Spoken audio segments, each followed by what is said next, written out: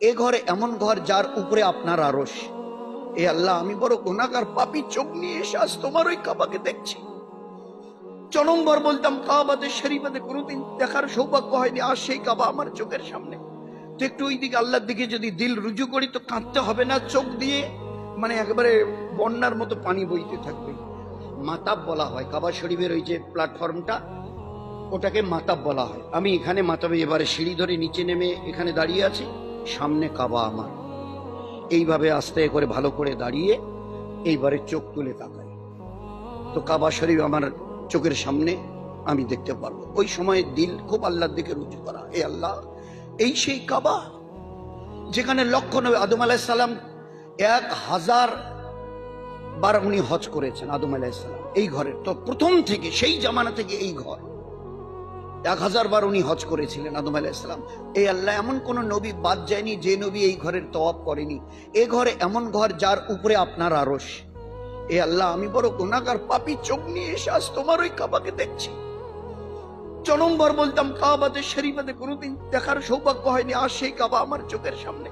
তো একটু ওই দিকে আল্লাহর দিকে যদি দিল রুজু করি তো কাঁদতে হবে না, চোখ দিয়ে মানে একেবারে বন্যার মতো পানি বইতে থাকবে। ওই সময় কাবাকে যখন এই চোখের দিকে আস্তে করে মাথা তুলে দেখলাম, দেখার সঙ্গে সঙ্গে এবারে আল্লাহু আকবার, আল্লাহু আকবার, আল্লাহু আকবার, লা ইলাহা ইল্লাল্লাহ, লা ইলাহা ইল্লাল্লাহ, লা ইলাহা ইল্লাল্লাহ, আলহামদুলিল্লাহ, আলহামদুলিল্লাহ, আলহামদুলিল্লাহ। এই তিনবার কবার হলো ভাই?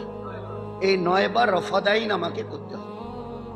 যখন এই কাবার দিকে মুখ তুলে চাইব, যেই এইবারে কাবাকে দেখে ওই তিনবার 9 বার রফাদাইন করতে হবে। এইবারে হাত উঠাবো দোয়ার জন্য। হাত উঠিয়ে প্রথম যে দোয়াটা, যেটা সবাই মুখস্থ করে নি, ছোট্ট একটা লাইন, এ আল্লাহ, আজকের দিন থেকে নিয়ে আমার মৃত্যু অবধি যত দোয়া আমি করব সব যেন তোমার কাছে কবুল হয়।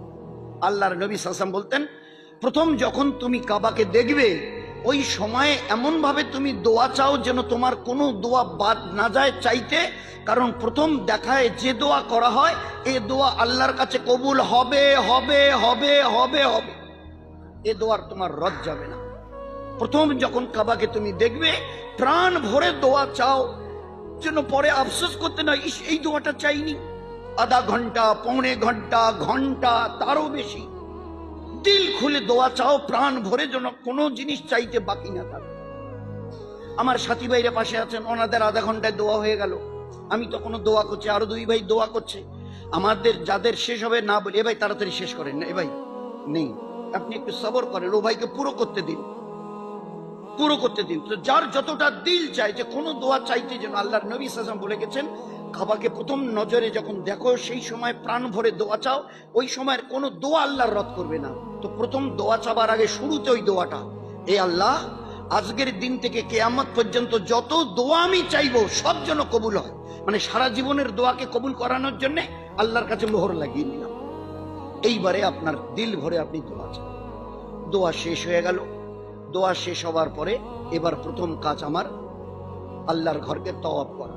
দুনিয়ার যে কোনো মসজিদে যাবেন, যে কোনো মসজিদে নববীতে আমরা কয়দিন পরে যাব, তো দুনিয়ার যে কোনো মসজিদে গেলে মসজিদে ঢুকে আগে 2 রাকাত তাহিয়াতুল মসজিদ করতে হয়, সুন্নাত, এটা পড়তে হয়, এটা বড় সুন্নাত।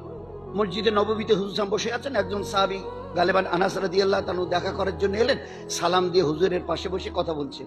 আল্লাহর নবী বললেন, আনাস, তুমি মসজিদের হক আদায় করেছো, এটা আল্লাহর ঘর, আগে আল্লাহর হক আদায় করো, আগে 2 রাকাত তাহিয়াতুল মসজিদ পড়ো, আল্লাহর হকটা আদায় করো, তারপরে আমার সঙ্গে কথা বলো।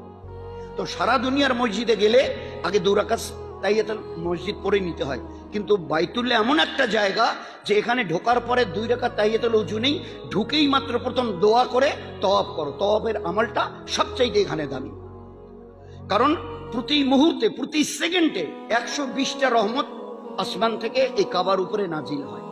যারা তওয়াফ করেন, তওয়াফ মানে 7 চক্কর, যারা তওয়াফ করেন তাদেরকে 60টা রহমত দেওয়া হয়। যারা নামাজ পড়েন, কোরআন পড়েন, জিকির আজগার করেন, দোয়া কান্নাকাটি করেন, তাদেরকে 40টা রহমত দেওয়া হয়। আর যারা চুপচাপ বসে থেকে কোনো একটা জায়গায় বসে কাবাকে শুধু যদি দেখে তো তাদেরকে 20টা রহমত দেওয়া হয়, শুধু দেখনেওয়ালাকে 20। তো সবচেয়ে বেশি রহমত কে পান? যে তওয়াব করে। তো এই জন্য এখানে ঢুকেই প্রথম আমাল তওয়াব করা। তওয়াব करने वाला 60, নামাজ পড়নে वाला জিকির কোরআন তেলাওয়াত करने वाला পায় 40, আর যারা শুধু কাবাকে দেখে তারা পায় 20। তো এই জন্যে এবারে আমার দোয়া হয়ে গেল। এবারে আমার প্রথম কাজ এবারে তওয়াব করা। তওয়াব মানে 7 চক্কর। একটা কথা এখানে মনে রাখবো, তওয়াফের জন্য, নামাজের জন্য ওযু, বলেন বলেন, নামাজের জন্য ওযু করা ফরজ, তওয়াফের জন্য ওযু রাখা ফরজ। সাফা মারওয়া দৌড়াতে যদি উজু না থাকে আপনার সাফা মারওয়া সাই হয়ে যাবে, কিন্তু তওয়াফের সময় উজু যদি টুটে যায় তো আপনাকে আবার নতুন করে উজু করে শুরু করতে হবে। তওয়াফের জন্য উজু রাখা ফরজ, যেরকম নামাজের জন্য উজু রাখা ফরজ। তো আমার এবারে দোয়া হয়ে গেল, আমি এবারে তওয়াফের জন্য যাচ্ছি।